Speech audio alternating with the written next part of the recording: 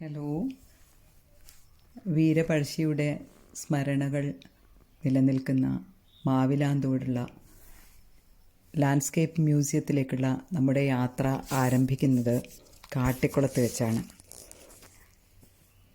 യാത്രയ്ക്ക് ഏറ്റവും സുഖപ്രദമായ ഒരു വഴി എന്നുള്ള നിലയിൽ ചേകാടി വഴി പുൽപ്പള്ളിയിലൂടെ മാവിലാന്തോട് പോകാനാണ് നമ്മൾ തീരുമാനിച്ചത്. തീർച്ചയായും വളരെ ആകർഷകമായ ഒരു യാത്രയായിരുന്നു.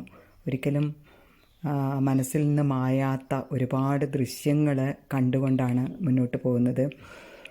കേരളം മുഴുക്കെ നഗരമായി മാറുമ്പോഴും ഗ്രാമീണമായ സൗന്ദര്യത്തിൻ്റെയും കാനന ഭംഗിയുടെയും ഹരിതിമ നുകർന്നുകൊണ്ട് നമ്മളങ്ങനെ മുന്നോട്ട് പോവുകയാണ്.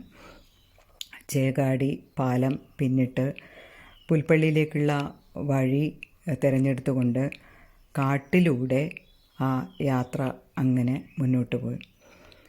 ഇടതൂർന്ന മരങ്ങളും ഇടയ്ക്ക് പ്രകൃതി തന്നെ ഒരുക്കിയ പച്ചപ്പരവതാനി വിരിച്ച പുൽപ്പടർപ്പുകളും പതിറ്റാണ്ടുകളുടെ പഴക്കമുള്ള വള്ളിപ്പടർപ്പുകളും കൂറ്റൻ വൃക്ഷങ്ങളും ഒക്കെ നമ്മുടെ യാത്രയെ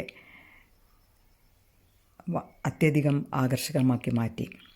ഇടയ്ക്കൊക്കെ റോഡിലിറങ്ങി അതിൻ്റെ പടം പകർത്തിക്കൊണ്ടാണ് നമ്മൾ മുന്നോട്ട് പോയത്.